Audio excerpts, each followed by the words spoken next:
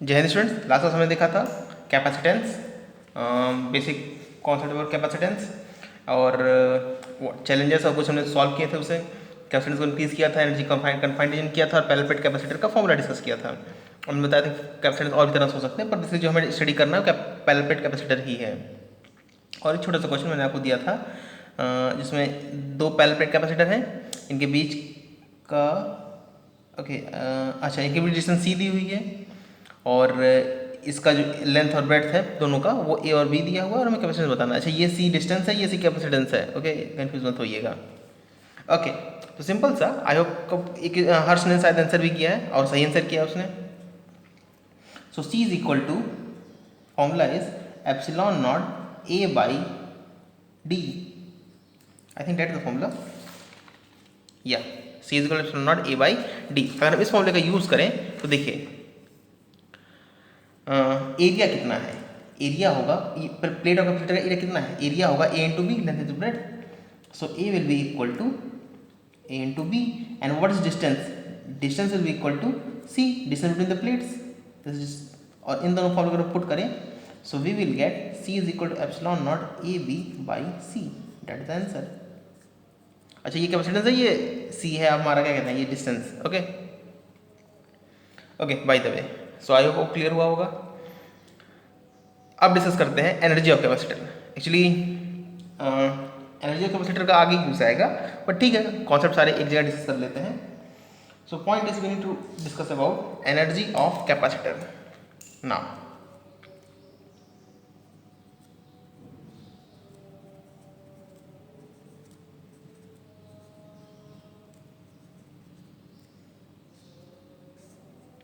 अगर आप शुरुआत से देखें तो हम बेसिकली किसको लेके चल रहे थे, एनर्जी को।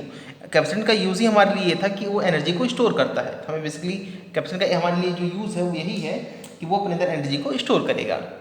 सो थिंग इज, मान लीजिए कि एक कैपेसिटर है। Okay, this is the initial, मतलब इस पे चार्ज कितने हैं, 0 हैं, तो इसका कैपेसिटेंस है सी इनिशियल। ओके, और कैन से इनिशियली एट टी इक्वल 0। इस चार्जेस कितने हैं, चार्जेस 0 हैं, यहाँ भी चार्ज 0 है, यहाँ भी चार्ज 0 है and capacitance is C. Capacitance हमें दे रखा है वो है सी। अच्छा, और मैंने आपको बताया था कि किसी भी सिस्टम की जो एनर्जी होती है वो उसको बनाने में जो खर्च गई एनर्जी उसके बराबर होती है। तो सिंपल उसी कॉन्सेप्ट से हमें क्या निकालना है, हमें ये निकालना है कि यहाँ से अगर मैं कैपेसिटर को यहाँ लेते आता हूँ इस स्टेट में, मान लेते हैं इस पे चार्ज अब क्यू आ गया है, इस पे माइनस क्यू आ गया है और ये फाइनल स्टेट है हमारी, और यहाँ पर इसका कैपेसिटेंस तो सी ही रहेगा और दिस इज फाइनल। ओके, ये फाइनल स्टेट है। We need to find out its energy, इसका एनर्जी कितना होगा। ओके, सो यहाँ से यहाँ तक आने में एक मिड स्टेट भी तो होगी, ऐसा तो हो नहीं सकता कि डायरेक्ट आ जाए, तो बीच में हमें वर्क करना होगा। तो जो मिडिल स्टेट होगी वो कुछ इस तरह होगी, लगभग सी।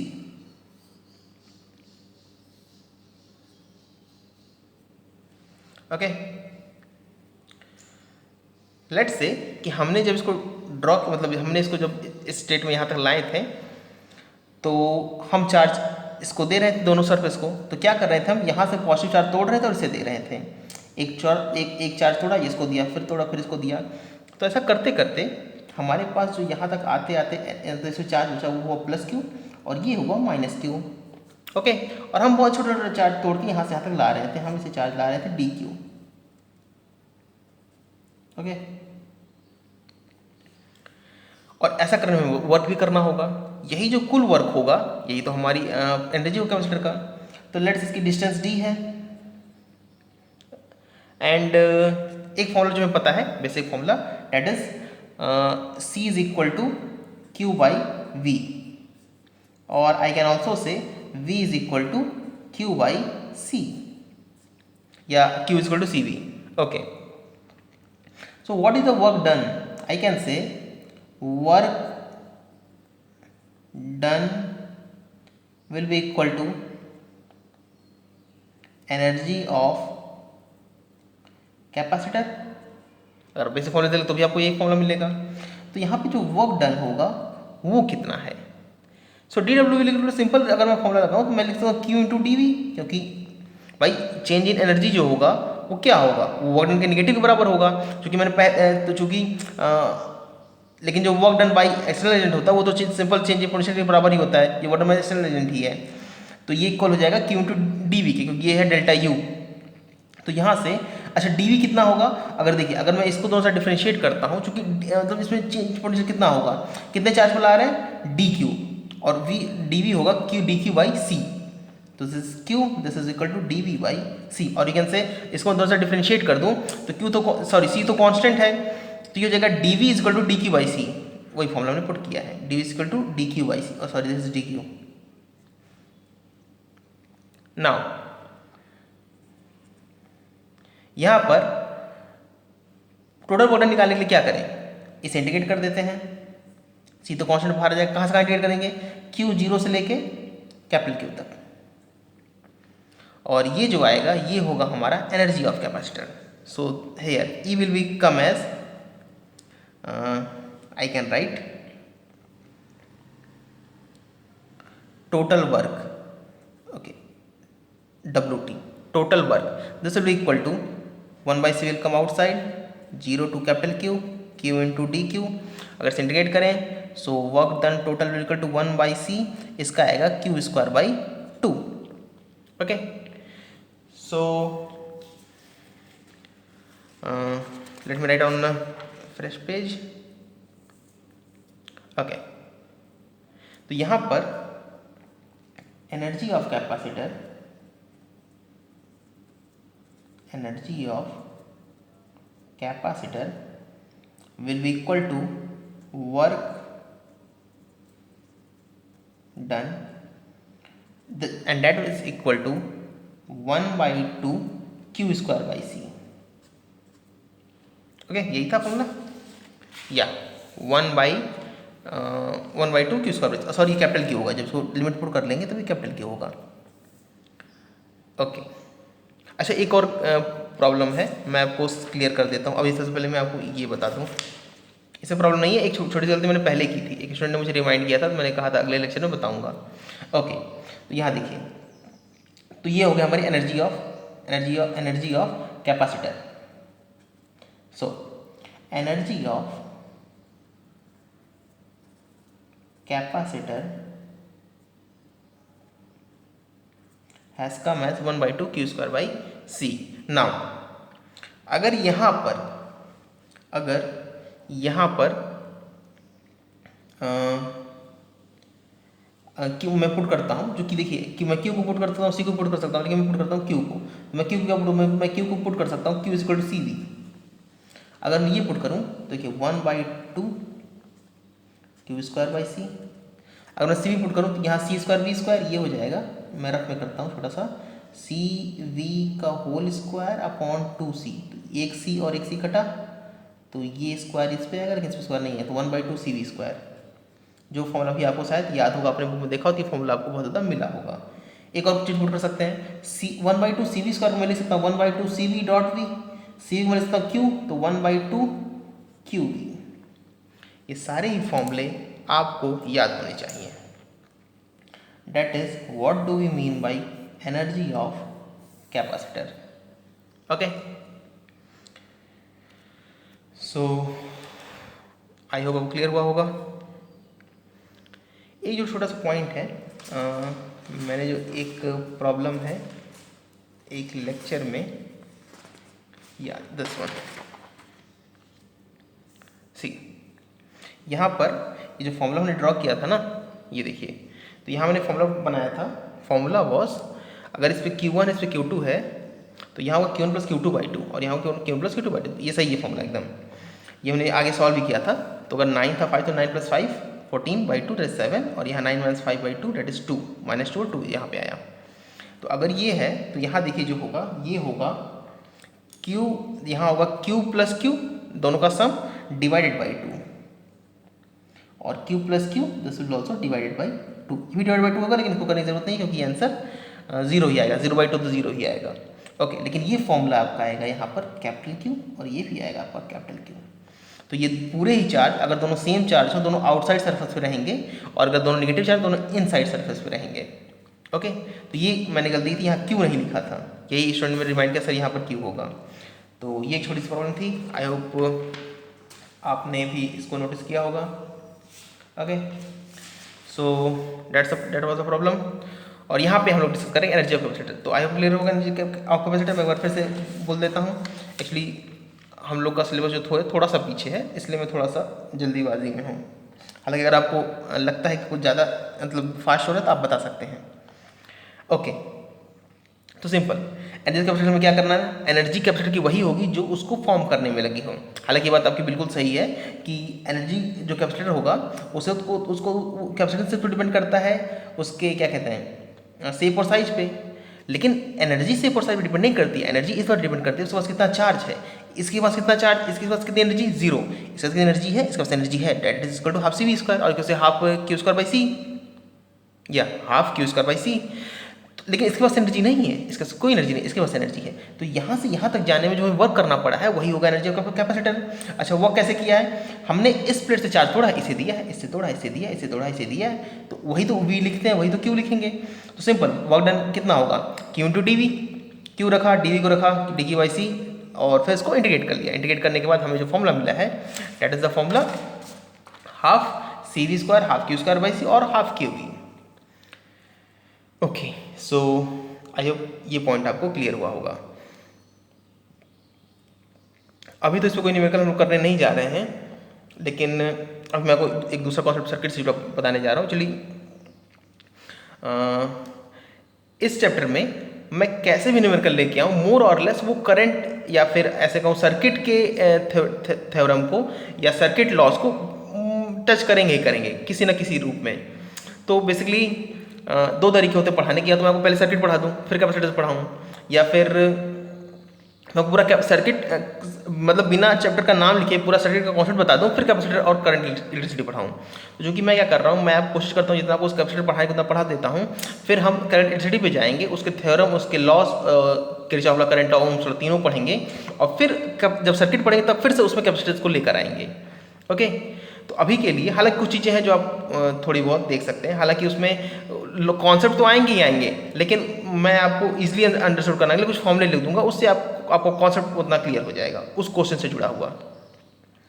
ओके, तो अभी बेसिकली मैं सर्किट के कुछ छोटे छोटे पार्ट्स को टच करता हूँ, और यहाँ पे आपको ये समझना है, आपको ये क्लियर रखना है कि अभी के लिए जो हम कॉन्सेप्ट देख रहे हैं, या अभी तक हमने ये नहीं डिस्कस किया कि सर्किट लॉस क्या होते हैं, लेकिन हमें कैपेसिटर के कुछ न्यूमेरिकल सॉल्व जरूर करने हैं। ओके, सी, जो बेसिकली मैं आपसे कहना चाह रहा हूँ, देखिए मैं एक सर्किट ड्रॉ करता हूँ। ओके, एक सिंपल सर्किट, और ये है battery and this is switch.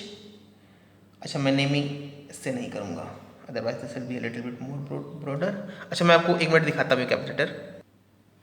Okay, सबसे पहले आप ये सर्किट देख लीजिए, आई होप आपको क्लियर दिख रहा होगा। ये देखिए, ये है आपका कैपेसिटर, अगर आपको शायद दिख रहा हो साफ, तो ये देखिए, ये लिखा है 10 microfarad, this is 10 microfarad. Okay, let me zoom at this. Okay, C, ये लिखा है आपका 10 माइक्रोफैरेड। ये ऐसे ये कैपेसिटर है, एक ही कैपेसिटर है, और ये बहुत सारे सर्किट एलिमेंट्स हैं। ये ट्रांसफार्मर है जो आप देख पा रहे हैं।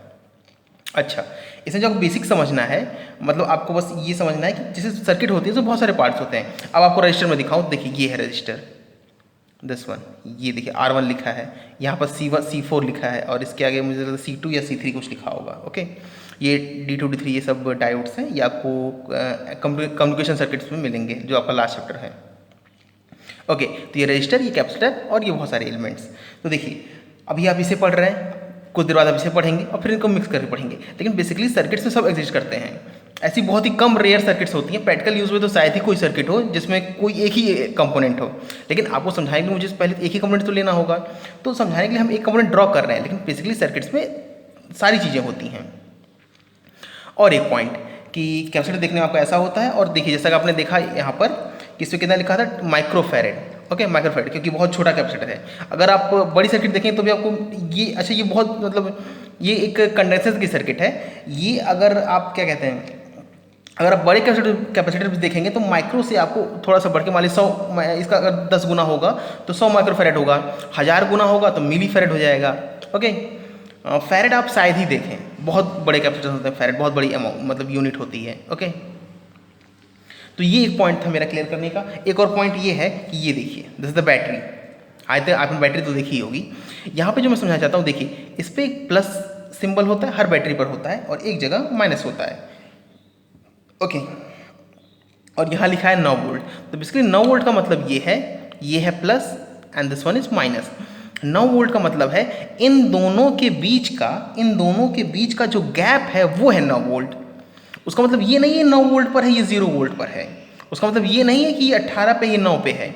उसका मतलब ये है इन दोनों का जो गैप पोटेंशियल डिफरेंस है वो है 9 वोल्ट का, जिसमें प्लस वाला जो है ये बड़ा मतलब ये हायर पोटेंशियल पर है और ये लोअर पोटेंशियल पर है। सिंपल सा, हम बनाते भी ऐसे ही हैं।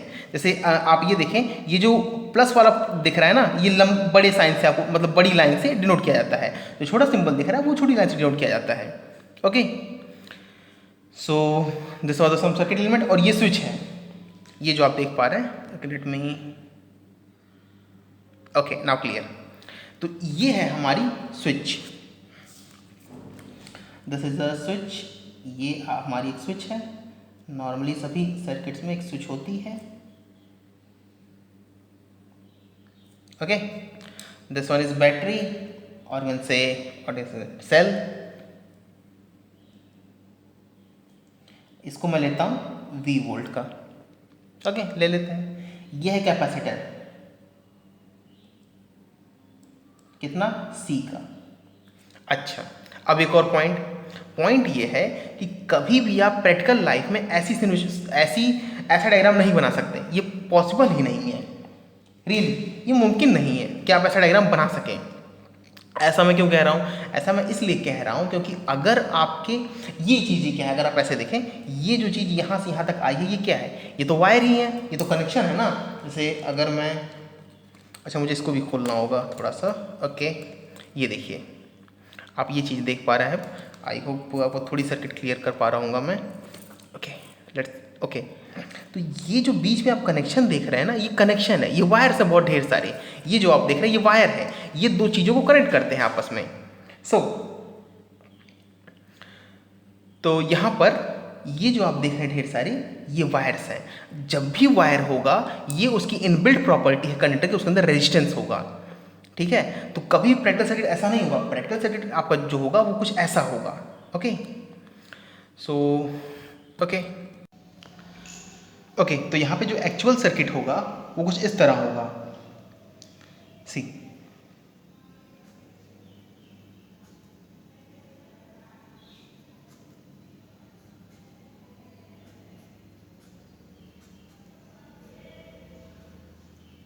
ओके, ये होगा हमारा actual circuit. Resistance R, battery let's say potential of V, capacitance C and this is switch. Okay, ये है हमारा स्विच। और लेट से मतलब हम ये नॉर्मली अंडरस्टूड होता है कि हम स्विच को क्लोज कब करेंगे? t इज इक्वल टू 0 पर, मतलब जब से हम सर्किट को ऑब्जर्व करना शुरू करेंगे हम तब सर्किट को क्लोज करेंगे। ये स्विच क्लोज कर रहे हैं। ओके, लेकिन एग्जैक्टली सर्किट होगा वो इस तरह होगा। ओके, तो अगर सर्किट इस तरह होगा तो अब क्या होगा? अब इसमें करंट फ्लो होगा। अच्छा, करंट फ्लो किस तरह होगा? करंट फ्लो लेट्स से मैं उसके लिए एक नया डायग्राम बनाता हूँ। तो टी को में सर्किट क्लोज कर दिया, अब इसमें करंट फ्लो होगा। So let me draw one more circuit.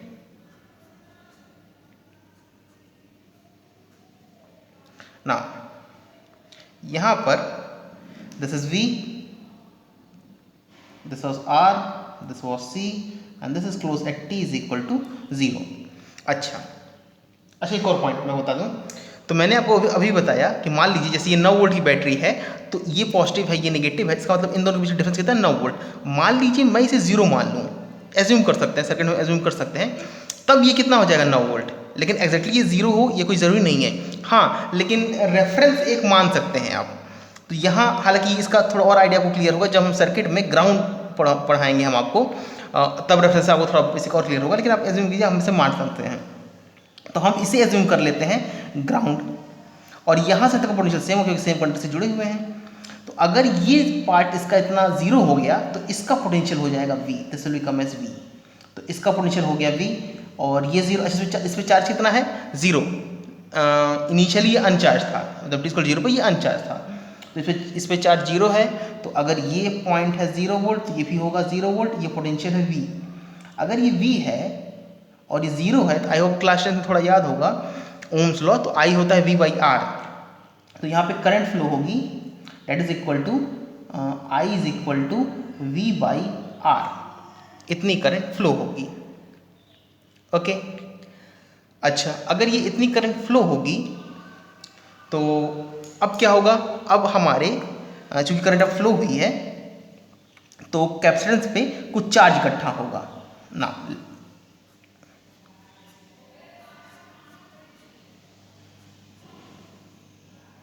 Now this was V R C switch, and यहाँ पर ये हमने क्लोज किया था, ये क्लोज था, और यहाँ पे ये जो करंट था ये था हमारा I is equal to V। अच्छा, जब ये चार्ज फ्लो होगा तब इस पे लेट से चार्ज आ गया है, यहाँ पे चार्ज आ गया है Q, क्योंकि जब इतना कुछ होगा तो जैसे करंट फ्लो हुआ है इसके थ्रू तो चार्ज कितना आ गया Q। अच्छा मैं एक पॉइंट और बता दूं, यहाँ से चार्ज निकला, यहाँ गया, यहाँ मतलब करंट फ्लो हुई तो चार्ज यहाँ पर आ जाएगा, ठीक है। यहाँ से चार्ज यहाँ नहीं जा सकता, लेकिन जब चार्ज यहाँ इकट्ठा होगा तो जब यहाँ पे चार्ज प्लस चार्ज इकट्ठा होगा तो ये प्लस चार्ज इसके कुछ नेगेटिव चार्ज को इधर खींच लेगा, ठीक है, और जो यहाँ पे नेगेटिव चार्ज इकट्ठा होगा वो अगेन से फ्लो कर जाएगा यहाँ पर। तो बेसिकली चार्ज यहाँ से यहाँ फ्लो नहीं किया है, यहाँ चार्ज इकट्ठा हुआ और यहाँ से चार्ज फ्लो करना फिर शुरू किया है। ओके, हालांकि इससे जुड़ा मैं आपको एक और एनिमेटेड वीडियो दे दूंगा flow of charge in capacitor से जुड़ा, तो आपको थोड़ा और बेसिक क्लियर हो जाएगा। ओके, तो बेसिकली यहाँ पे चार्ज आ गया प्लस Q और यहाँ चार्ज आ गया है माइनस Q। ओके, और ये पोटेंशियल हम जीरो माने थे, ये जीरो, ये पोटेंशियल हो जाएगा V, ये हो जाएगा V, लेकिन अब इस पर चार्ज क्यों आ गया, अब इसके अच्छा इसके पहले चार्ज कितना था जीरो, तो पोटेंशियल कितना था जीरो, मतलब यहाँ पोटेंशियल जीरो तो यहाँ भी जीरो, लेकिन अब यहाँ का जीरो है पोटेंशियल, ये जीरो ही होगा, लेकिन इसके क्रॉस पोटेंशियल कितना Q/C, तो यहाँ कितना होगा, ये हो जाएगा Q/C। अब इसका पोटेंशियल V = Q/C से इतना हो गया है और इसका पोटेंशियल V है, तो यहाँ जो करंट अब फ्लो होगा वो होगा V - Q/C change in potential upon resistance that is R। चिंता मत कीजिए, आपको अगर डाउट हो रहा है डोंट वरी, मैं आपको एक पॉइंट समझाना चाह रहा हूँ, उसके लिए इतना सब कुछ कर रहा हूँ, वो मैं आपको डायरेक्ट भी बता सकता था, लेकिन इसको समझने के बाद आपको चीज़ें बहुत अच्छी तरह से क्लियर होंगी। हालांकि थोड़ी देर बाद आप पढ़ेंगे पूरी सर्किट। ओके, हालांकि मैं मान रहा हूँ कि ये पूरी तरह आपके लिए नया है। तो यहाँ पर देखिए, तो फिर से अच्छा शुरुआत से देखिए, सर्किट क्लोज की, करंट फ्लो हुआ, यहाँ पोटेंशियल जीरो था तो पोटेंशियल करंट फ्लो V/R, ये पोटेंशियल बढ़ा, अब करंट कितना फ्लो V - Q/C/R। तो ये करंट इस करंट से ज़्यादा है, मतलब कि जैसे टाइम इंक्रीज होगा और यहाँ पे चार्ज जीरो था, यहाँ चार्ज बढ़ गया जब करंट फ्लो हुई है, तो जो आपका करंट है ये डिक्रीज करेगा, और जो आपका चार्ज है ये Q, चार्ज ऑन कैपेसिटेंस, ये इंक्रीज करेगा।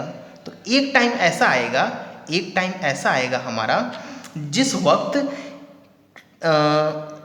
करंट जीरो हो जाएगी और ये Q मैक्सिमम मतलब अपनी मैक्सिमम वैल्यू में पहुंच जाएगा।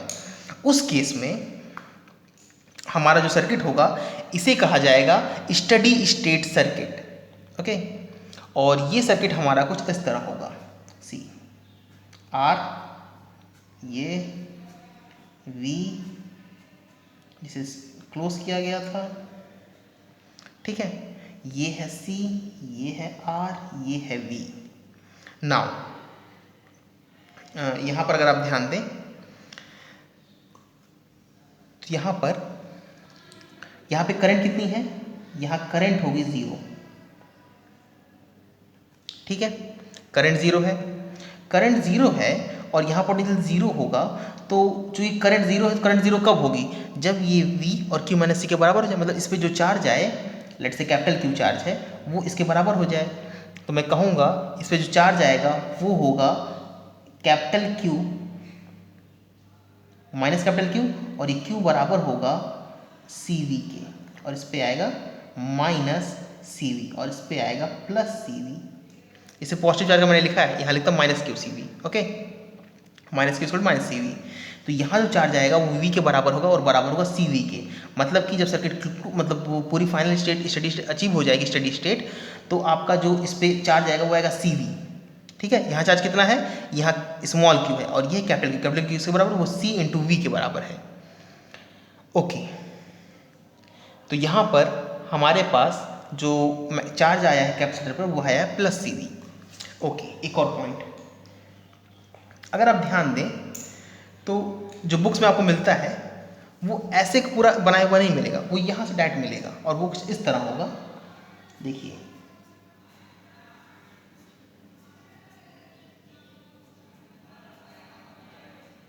ठीक है, ये हुआ आपका कैपेसिटर सी, ये हुआ कैपेसिटर सी, ये हुआ potential V, and this was a switch close at t equal 0। इसका पोटेंशियल कितना है V, तो इस पे चार्ज कितना आएगा CV, Q is equal CV, तो इस पे चार्ज आ गया प्लस CV और इस पे चार्ज आ गया माइनस CV। अब देखिए, तो यहाँ से यहाँ आंसर तो आपका सही आ रहा है, तो इतना कुछ करने की क्या ज़रूरत है, इतना कुछ करने की ये ज़रूरत है कि यहाँ पे अगर आप बैटरी का टोटल एनर्जी सप्लाई लिखें, टोटल एनर्जी सप्लाई लिखें, तो आप पाएंगे इसका जो टोटल एनर्जी सप्लाई आता है वो आता है C इंटू वी। ठीक है, सॉरी सी वी स्क्वायर। अगर मैं आपको ऐसे बताऊं कि किसी पोटेंशियल के थ्रू अगर आप चार्ज को फ्लो कराएं तो कितनी एनर्जी टोटल आपकी यूज आउट होती है, कितनी एनर्जी टोटल सप्लाई करनी पड़ती है। मान लीजिए क्यू चार्ज फ्लो हुआ है, ठीक है, क्यू चार्ज फ्लो हुआ है वी पोटेंशियल के थ्रू, तो एनर्जी कितनी करी, U is equal to Q into V. Okay, Q into V, इतनी एनर्जी हमें करनी होगी। अच्छा, okay, what I am doing, okay, मैं यहाँ कहीं लिखता हूँ रफ में, एक्चुअली मुझे छोटा सा पॉइंट आपको क्लियर करना है। देखिए, अगर किसी बैटरी के थ्रू, मान लीजिए इसके थ्रू यहाँ से क्यू चार्ज फ्लो होता है, इसका पोटेंशियल है वी, तो एनर्जी कितनी होगी, ये एनर्जी है। Okay, Q into V. Okay, इतना होगा ना, यू होता क्या, यू का फॉर्मूला क्या होता है, D U is equal to delta U is equal to Q into delta V. तो यहाँ पे क्यू क्या है, what is Q, Q is equal to C into V. इसे मैं लिख सकता हूँ Q is equal to C V ना, इस फॉर्मूले से, ये फॉर्मूला कैपेसिटर के लिए, यहाँ लिखूंगा सी वी स्क्वायर। ओके, लेकिन अगर, अच्छा, इस कैपेसिटर पर कितनी एनर्जी आई है, हाफ सी वी स्क्वायर। देखिए यहाँ देखिए, इसमें एनर्जी कितनी आई है, हाफ सी वी स्क्वायर, इसने सप्लाई कितनी की है सी वी स्क्वायर, तो हाफ सी वी स्क्वायर इसमें गई कहाँ, ये आपके कंजर्वेशन ऑफ एनर्जी प्रिंसिपल कोई फॉलो नहीं करता सर्किट, तो ये बेसिकली पॉसिबल नहीं है। ठीक है, तो वो एनर्जी कहाँ गई है, वो रजिस्टर के थ्रू लॉस के फॉर्म में गई है, वो एनर्जी के थ्रू हीट के फॉर्म में लॉस हो गई है आपके सर्किट से। तो बेसिकली यहाँ पर आपको ये समझना था कि ऐसा प्रैक्टिकल सर्किट नहीं हो सकता, लेकिन अब से थोड़ी देर के लिए समझाएंगे, मैं आपको ऐसे ही बनाऊंगा, मैं भी ऐसे ही बनाऊंगा, रेजिस्टेंस को हम नहीं दिखाएंगे, लेकिन ये जब इनिशियली था और ये था हमारा steady state final circuit, study state और यू कैन से फाइनली। ठीक है, t equal 0, t equal infinity, infinity समय लगता है यहाँ से आना, हालांकि प्रैक्टिकल इन्फिनिटी नहीं लगता, इसे हम कैलकुलेट भी करेंगे, आप इसे पढ़ेंगे आरसी सर्किट के हेडिंग में, हालांकि इसको कंटेंट कुछ पोर्शन हटा भी दिया गया है। तो बेसिकली मैं यहाँ पर ये समझना चाह रहा था कि जब भी कोई सी के साथ होगा वहाँ रजिस्टर ज़रूर होगा। ठीक है, और रजिस्टर को इंक्लूड करना इसलिए ज़रूरी क्योंकि आप एनर्जी ऑफ कंजर्वेशन प्रिंसिपल को फॉलो ही नहीं करा सकते। पहला पॉइंट तो ये, दूसरा पॉइंट आपको क्लियर इस तरह होगा। अच्छा, लेकिन जो आंसर निकालना है इसमें चार्ज कितना, C V, simple Q equal C से मल्टीप्लाई कर लीजिए, तो ये तरीका भी हमारा बेहतर है। तो ये यहाँ से ऐसे हुआ है, after this was followed, after this was followed. Okay, और ये तरीका ऐसे फॉलो किया गया है। सो आई होप जो मैं वो क्लियर करना चाह रहा था आपको क्लियर हुआ होगा। एक पॉइंट मैं लिख देता हूँ यहाँ पर, point is that whenever we analyze capacitor we have two types of circuit, एक बिफोर स्टडी स्टेट और दूसरी आफ्टर स्टडी स्टेट। और ऐसे आप देखें कि आफ्टर स्टडी स्टेट में जो करंट होता है वो हमेशा ज़ीरो होता है, और करंट ज़ीरो होने से हमारा जो रजिस्टर का जो रोल होता है वो ख़त्म हो जाता है। इसलिए अगर आप ये सब ना बनाएं, ये दोनों या सीधी ये सब रजिस्टर ना बनाएं, तो भी आप यहाँ से यहाँ पे आंसर तक आ सकते हैं। बट एग्जैक्टली स्पीकिंग इसमें कुछ आपके लॉज वैलिड नहीं हो पाएंगे। Okay, so let me write the point first and then we will conclude the session. और अगले सेशन में हम लोग सिर्फ क्वेश्चन सॉल्व करेंगे कैपेसिटर पे, और हो सकता है अगला सेशन थोड़ा सा लंबा भी हो। Okay, let me write the thing first. If we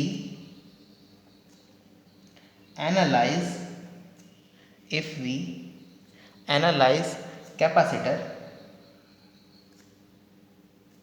then its study can be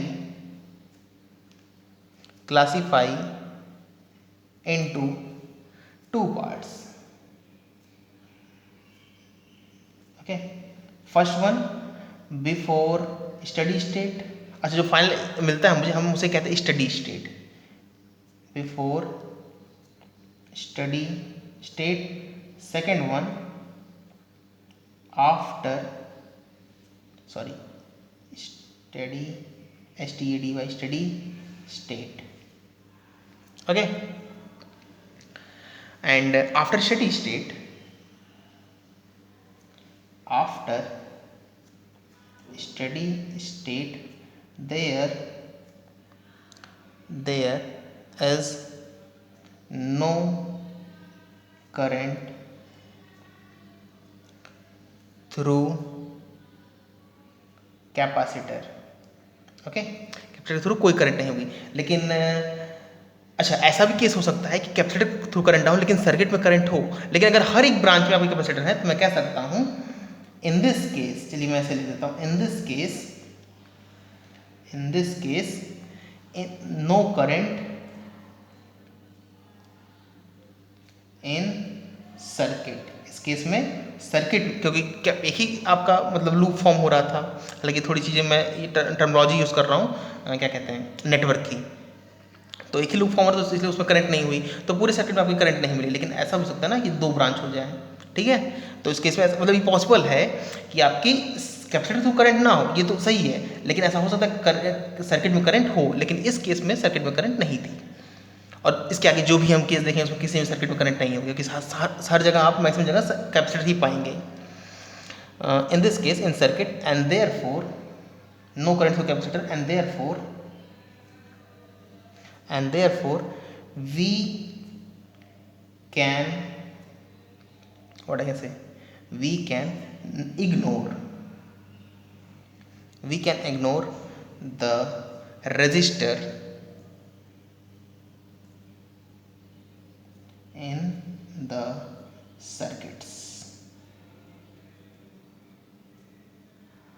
okay, ऐसा होने के कारण हम सर्किट के कैपेसिटर्स को इग्नोर कर सकते हैं। So I hope this will clear. तो अभी तक के लिए इतना ही रहने देते हैं, और अगला मैं कोशिश करता हूँ कि मैं आज ही अपलोड कर सकूँ next session. Okay, so for the time being, जय हिंद।